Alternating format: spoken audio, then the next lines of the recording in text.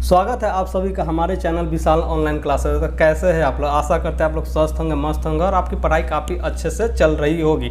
आज के video lecture में हम लोग दर्पण सूत्र के बारे में पढ़ेंगे कि दर्पण सूत्र होता क्या है, दर्पण सूत्र को प्रूफ कैसे किया जाता है। दर्पण सूत्र से रिलेटेड भर के आपको एग्जाम हॉल में न्यूमेरिकल पूछे जाएंगे। प्रूफ तो संभावना कम है कि पूछे जाएंगे, लेकिन न्यूमेरिकल की गारंटी 100% है कि न्यूमेरिकल यहाँ से एक या दो आपको हमेशा पूछे जाते हैं। और जनरली ये जो प्रूफ होता है ना, अवतल और उत्तल दर्पण में दोनों में प्रूफ होता है, लेकिन राइट नाउ हम लोग सिर्फ अवतल दर्पण में प्रूफ करेंगे, उसके बाद हम लोग उत्तल में जाएंगे। क्योंकि जब जिस लेवल में आप पढ़ाई कर रहे हैं टेंथ में आपको जनरली अवतल दर्पण में ही पूछता है, लेकिन जब आप 12th में जाएंगे तो वहाँ पर उत्तल और अवतल किसी में भी पूछ सकता है, क्योंकि वो हायर क्लास हो जाता है। तो हम लोग यहाँ अवतल दर्पण के बारे में जानेंगे कि क्या है, कैसे है, उसके बारे में पूरा जानेंगे कि अवतल दर्पण कैसे प्रूफ होता है, कैसे क्या करना है। हम लोग जानते हैं कि अवतल दर्पण जो होता है ना, एक खोखले गोले का भाग होता है जिसका परावर्तक सतह अंदर की ओर धंसा होता है। ठीक है, ये चीज़ हम लोग अच्छे से जान चुके हैं, क्योंकि अवतल दर्पण के बारे में हम जब बता रहे थे तो उसमें हमने काफ़ी अच्छे से आपको इसके बारे में बता चुका था। एक चीज़ इसमें जाने से पहले हम लोग जानेंगे कि अवतल दर्पण में वस्तु की दूरी हमेशा निगेटिव होती है, प्रतिबिंब की दूरी डिपेंड करता है अकॉर्डिंग टू कंडीशन कि वो पॉजिटिव भी हो सकती है, निगेटिव भी हो सकती है। और वक्रता त्रिज्या हमेशा निगेटिव होती है। तो ये दो चार बातें हैं जो आपको याद रखने फोकस दूरी हमेशा ऋणात्मक होता है अवतल दर्पण में, ये भी चीज़ आपको याद रखना है। क्या क्या बताया? फोकस दूरी ऋणात्मक होता है, रेडियस त्रिज्या कहने का मतलब ऋणात्मक होता है, वस्तु की दूरी ऋणात्मक होती है, लेकिन प्रतिबिंब की दूरी होती है ऋणात्मक और धनात्मक दोनों हो सकती है अकॉर्डिंग टू कंडीशन।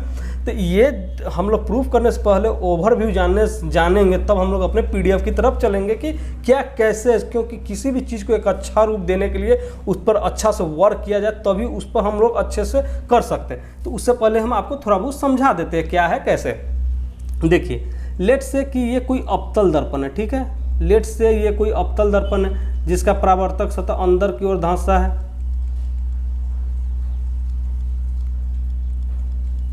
ठीक है, यहां से एक मुख्य फोकस, इसको क्या बोलेंगे? मुख्य फोकस बोलेंगे, मुख्य अक्ष बोलेंगे। ठीक है, मुख्य अक्ष बोलेंगे। मान लेते एम और एम डैश कोई अवतल दर्पण है जिसका ये मुख्य अक्ष है। मुख्य अक्ष मान लेते, इसको O मान लेते, इसको X मान लेते, कुछ भी मान सकते हैं आप अपने अकॉर्डिंग, सहूलियत के अनुसार जो मन है वो मान लीजिए, कोई बाउंडेशन नहीं है। मान लेते हैं यहाँ पर कोई फोकस होगा, कोई कुछ भी मान लेते हैं, फोकस होगा। फोकस कब इंडिकेट करें? जब दर्पण से टकराने के बाद वो जिस बिंदु से होकर गुजरेगा वही उसका फोकस होता है। तो मान लेते हैं सेंटर ऑफ कर्वेचर और अनंत के बीच में कोई वस्तु रखते हैं। मान लेते ये कोई वस्तु रख दिए, और ये वस्तु जब दर्पण से टकराती है तो कहाँ से होकर गुजरेगी? फोकस से होकर गुजरेगी।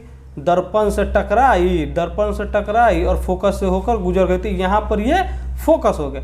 अब वही एक और रे जब सेंटर ऑफ कर्वेचर से गुजारा जाता है, मान लेते हैं सेंटर ऑफ कर्वेचर यहाँ से गुजारा जाता है, तो ये यहाँ से, देखिए हम थोड़ा टेढ़ा हो गया लेकिन हम आपको बता रहे हो गया। तब यहाँ से जब ये इससे टकराता तो फिर यहीं पर ये वापस चला जाता है, तो यहीं से वापस चला जाता। तो ये चीज़ आपको बता दिए। तो मान लीजिए ये कोई वस्तु हो गया, ठीक है।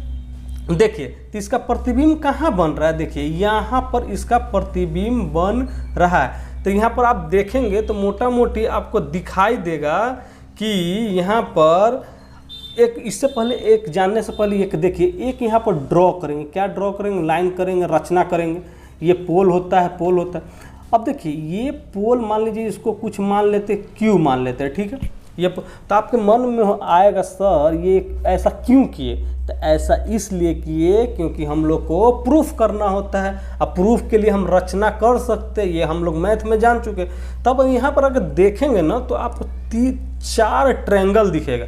4 ट्रायंगल जो दिखेगा वो देखिए कौन कौन दिखेगा।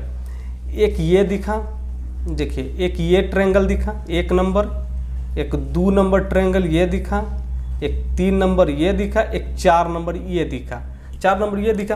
तो ये जो है ना आप देखेंगे तो ये दोनों, एक मिनट कलर चेंज कर लेते हैं, चलिए कलर चेंज कर लेते हैं। आप अगर देख सकते हैं तो देखिए एक राइट एंगल ट्रायंगल ये बन रहा है, एक राइट एंगल ट्रायंगल ये बन रहा है, और एक राइट एंगल ट्रायंगल ये बन रहा है, ठीक है, 2 बन रहा है। फिर एक राइट एंगल ट्रायंगल ये बन रहा है, ये बन रहा है, फिर एक राइट एंगल ट्रायंगल ये बन रहा है, 2 बन रहा है।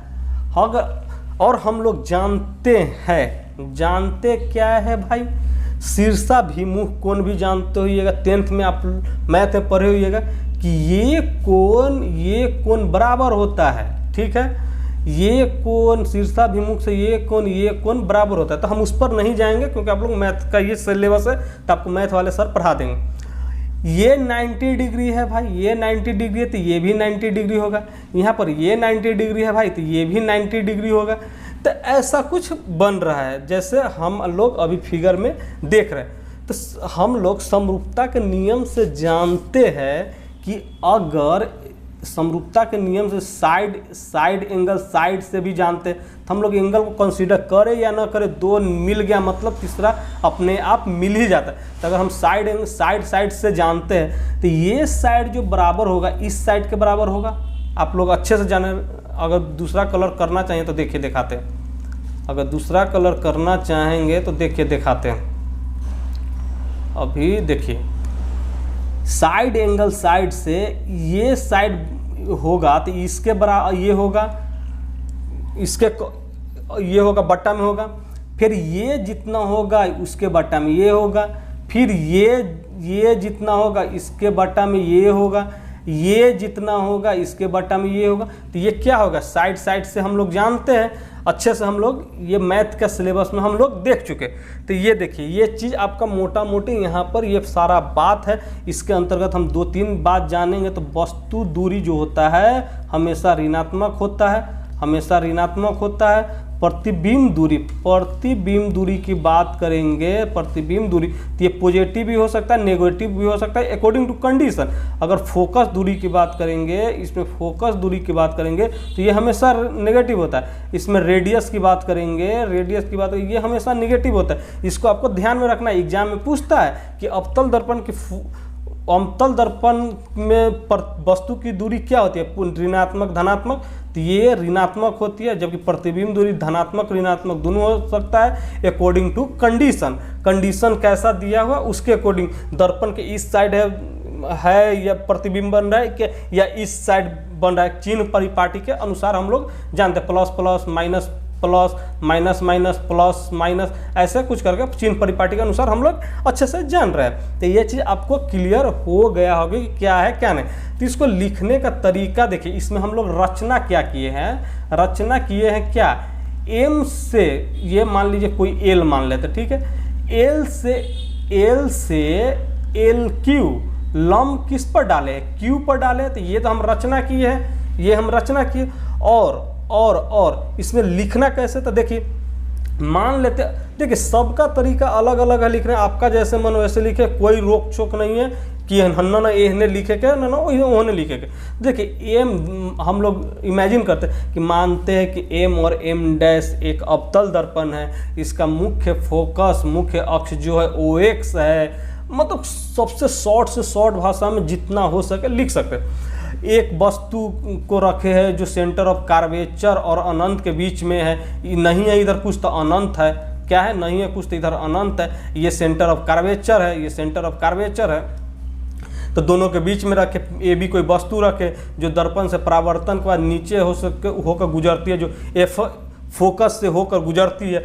उसके बाद हम लोग ए बी से एक और रेखा गुजारते हैं जो सेंटर ऑफ कर्वेचर को काटते हुए दर्पण से टकराती है, फिर पुनः उसी दिशा में लौट जाती है। तो किस नियम के अनुसार दोनों हो रहा है काम, तो परावर्तन के नियम के अनुसार हो रहा है, कैसे क्या करना है। तो ये चीज़ आपका पूरी ये चीज़ आपको समझ गए होंगे, ये समरूपता के नियम पर काम करता है। तो ये चीज़ आपको अच्छे से क्लियर हो गया होगा कि हम क्या बोलना चाह रहे हैं। तो आइए हम लोग बढ़ते अपने PDF के तरफ। PDF में क्या है, कैसे क्योंकि अच्छे से समझते हैं। आइए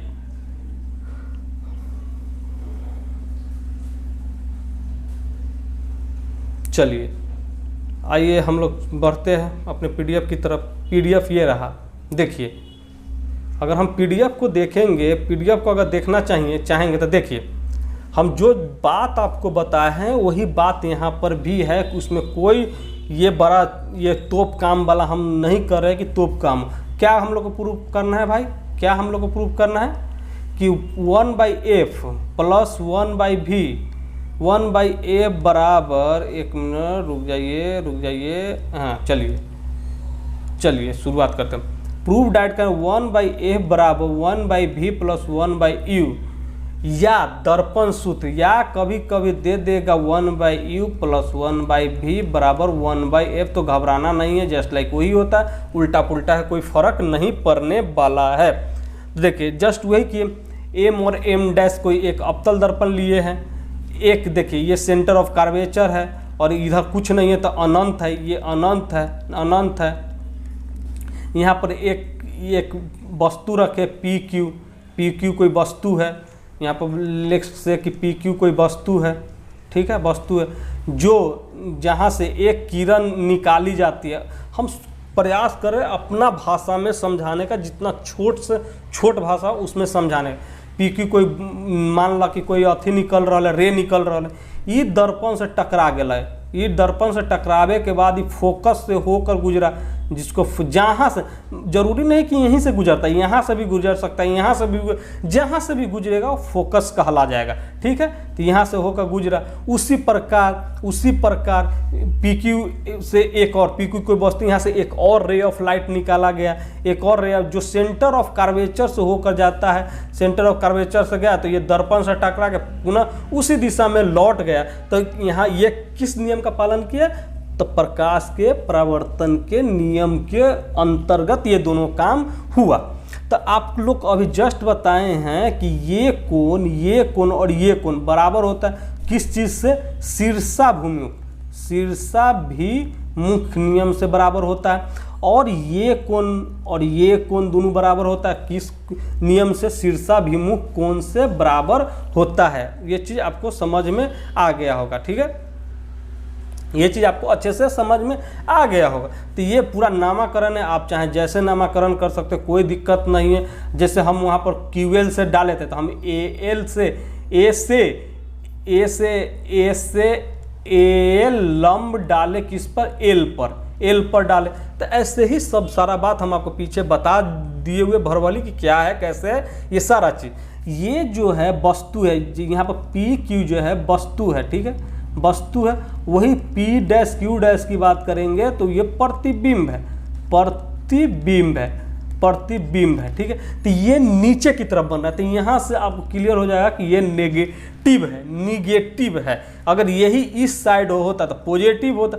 तो प्रतिबिंब कहीं भी बन सकता है, ऐसा जरूरी नहीं है कि यहीं पर बने, कहीं भी बन सकता है। अकॉर्डिंग टू कंडीशन हम लोग देखेंगे उसमें नेगेटिव साइन लगाना है कि या पॉजिटिव साइन लगाना है। तब लिखना कैसे, तो हम बता दिए, लिखना आप अपने तरीके से जैसे लिखना चाहें वैसे लिख सकते। इसमें कोई ये नहीं है, और छोर नहीं है कि आपको ऐसे ही लिखना है। देखिए अब देखिए क्या है, लेट से कि मान लेते हैं कि माना कि M' एक अवतल दर्पण है जिसका प्रधान अक्ष OX अभी जस्ट बताएं।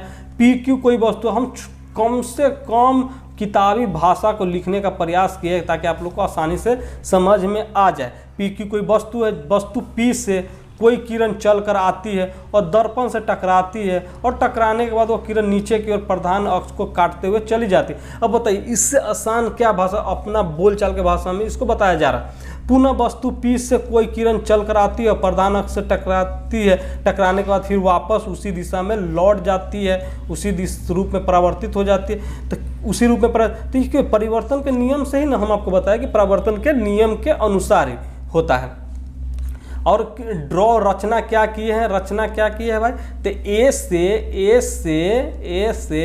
AL लंब डाले हैं L पर लंब डाले हैं। तब आइए बताइए रचना में क्या है, रचना में वही ना है, रचना में वही है, A से AL लंब डाले हैं। तो ये चीज़ आपको क्लियर हो गया होगा। आइए नेक्स्ट क्या है, अब हम लोग जानेंगे क्या, समरूप नियम, क्या कि हम आपको बताए हैं समरूपता के नियम, समरूपता के नियम के बारे में अभी जस्ट हम लोग बात किए हैं। पी सी क्यू और पी डैश क्यू डैश में बात करते हैं, ठीक है। देखिए चलिए, पी सी क्यू, एक ये हो गया, एक ये हो गया, p dash Q dash q, p dash Q dash सी।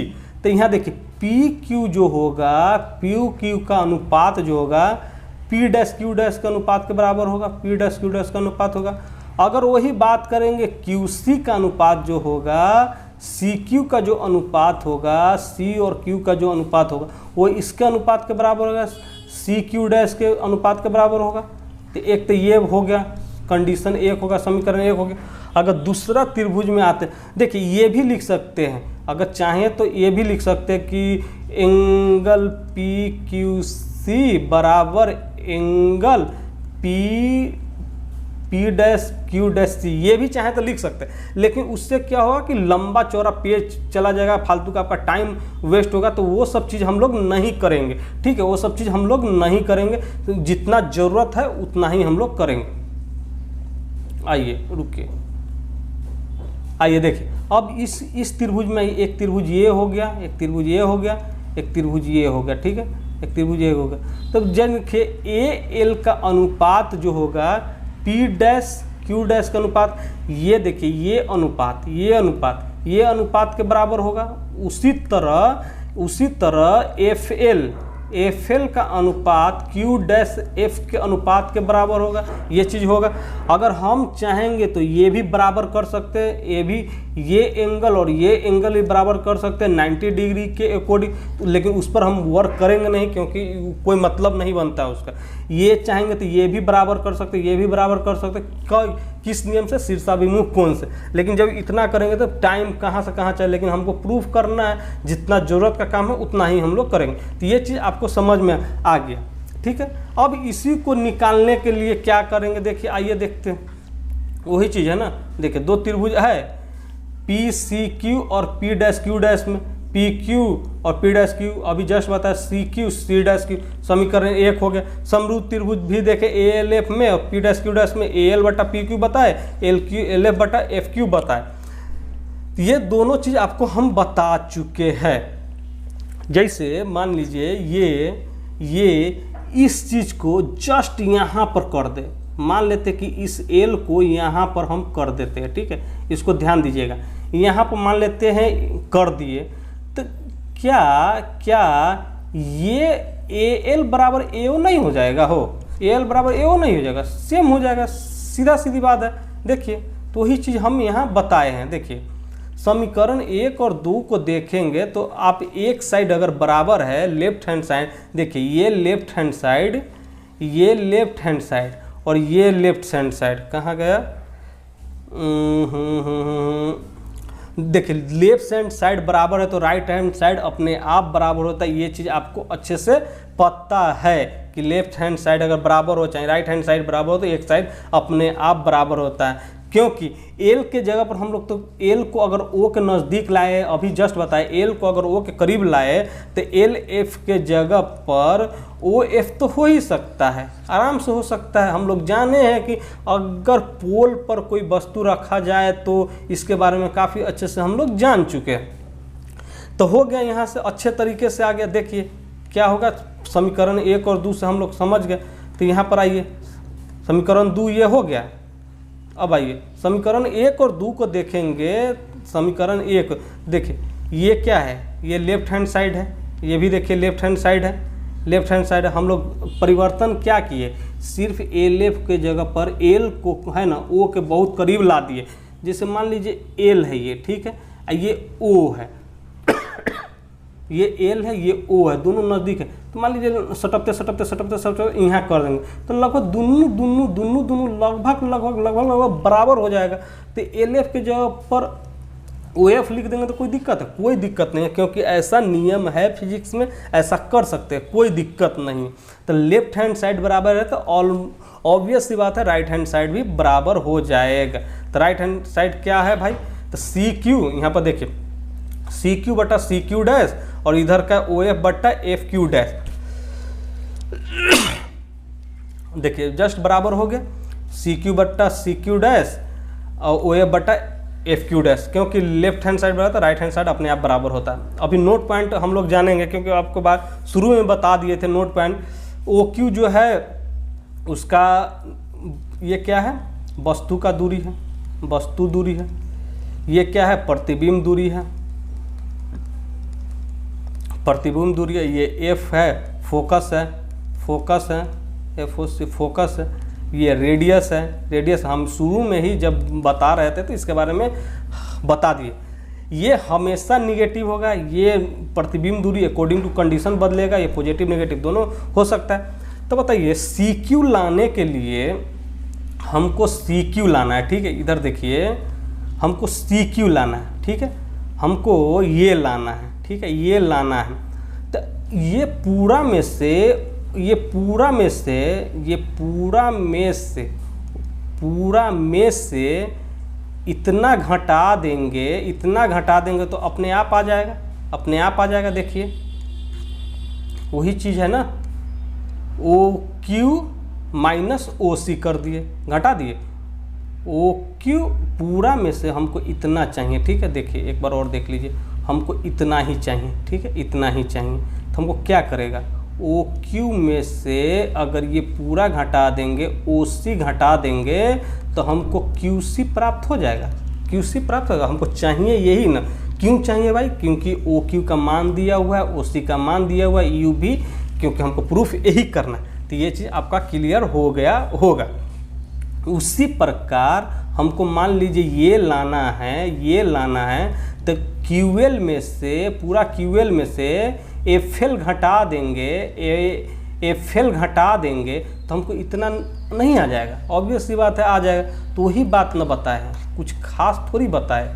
आइए देखते हैं, वही चीज़ है। देखिए q c o q minus o c minus o q, o f को ओ एफ जस्ट लाइक रहने दिए हैं, इसमें से ओ क्यू डैश में से ओ एफ घटा दिए। तो यहाँ पर हम लोग को पता है कि ओ सी का मान दिया हुआ है। देखिए क्यों ऐसा किया, क्योंकि ओ क्यू का मान दिया हुआ है यू, ओ सी का मान दिया है आर, और हम लोग जानते हैं कि ये हमेशा होता है। तो उसी प्रकार वैल्यू पुट किए हैं, वैल्यू पुट करने के बाद क्रॉस मल्टीप्लाई कीजिए, जो क्रॉस मल्टीप्लाई करना है क्रॉस मल्टीप्लाई किए हैं, इसको इससे करेंगे तो माइनस माइनस माइनस, ये माइनस प्लस हो गया 2f²। अब इससे करेंगे तो प्लस माइनस माइनस एफ भी। इसी प्रकार इससे दो बार इसको करेंगे, फिर इससे दो बार इसको करेंगे, तो माइनस माइनस प्लस हो गया यू भी, माइनस और प्लस माइनस एफ यू हो गया। फिर इससे करेंगे तो प्लस ये है, माइनस माइनस ये तो माइनस हो गया, यही प्लस है और यहाँ भी प्लस है तो प्लस हो गया। तो ये 2f से 2f कट गया, क्योंकि दोनों साइड इधर भी प्लस है इधर भी प्लस है, तो इधर आएगा तो माइनस हो। मान लीजिए 2f² इधर है, इधर प्लस 2f², और इधर आएगा तो माइनस हो जाएगा 2f², इससे ये कट गया, ठीक है। उसी प्रकार तब क्या क्या बच गया, तो हमारे पास बच गया एफ भी, ये एफ भी बच गया, ये यू भी बच गया, ये एफ यू बच गया, ये 2v_f बच गया। अब इसमें भी कुछ चेंज करना चाहें तो देखिए चेंज कर सकते हैं, चेंज कर सकते हैं। देखिए क्यों, एफ, ये 2v_f जो है 2v_f इधर माइनस में, तो इधर आएगा तो प्लस हो जाएगा। अब यहाँ पर प्लस है, यहाँ पर माइनस, तो जिसका साइन बड़ा होगा वही साइन यहाँ पर आएगा। तो प्लस का साइन बड़ा है तो यहाँ पर प्लस आ गया, जो लिखा नहीं गया है। उसी प्रकार यू भी है, इधर माइनस एफ भी है तो इधर प्लस एफ भी हो जाएगा। तो ये समीकरण 3 हो गया। तो समीकरण 3 को यू भी एफ तीनों को भाग देंगे तो ये चीज़ आसान है, तीनों को भाग देंगे तो अपना कट कुट के जो आया, मतलब यू भी एफ से भाग देंगे वी एफ में, तो वी एफ से वी एफ कट गया, फिर भी से भी यू कट गया, इसमें भाग दिए तो क्या कट गया, यू से यू कट गया, एफ से एफ कट गया। तो हमारे पास बच गया इधर 1/u बराबर 1/f माइनस 1/v बच गया। तो 1/u प्लस 1/v बराबर 1/f इस साइड आके प्रूफ हो गया। तो यही चीज़ प्रूफ करना था। देखिए कितना आसान है, कुछ हार्ड नहीं है। अगर यहाँ पर चाहते तो बहुत सारा थोड़ा बहुत बड़ा चीज़ बनाना होता तो यहाँ पर शीर्षाभिमुख से करते, फिर अगर करना होता तो तो देख ले कितना आसान था ये प्रूफ करना कि इसमें कुछ हार्ड एंड फास्ट है ना। अगर समरूप का नियम लगाते तो हम एंगल को भी बराबर करते, शीर्षाभिमुख को भी बराबर करते, तो उससे क्या होता आप लोगों को ज़्यादा कॉम्प्लिकेशन हो जाता, प्रूफ करना काफ़ी डिफिकल्ट हो जाता। तो हम सीधे साइड एंगल साइड को बराबर किए, डायरेक्ट साइड को बराबर करके डायरेक्ट प्रूफ कर दिया। जो हमको प्रूफ करने से मतलब हम कैसे भी करें, रूल टूटना नहीं चाहिए, बस रूल नहीं टूट, तो बस वही किए हैं। तो ये सारा चीज़ आपको अच्छे से समझ में आ गया होगा, आई थिंक क्लियर हो गया होगा। तो ये 1-2 बार आप अपने से प्रैक्टिस कीजिएगा कि क्या है कैसे, फिर अगर डाउट हो तो हमें बताइएगा। Thank you so much, bye bye, take care.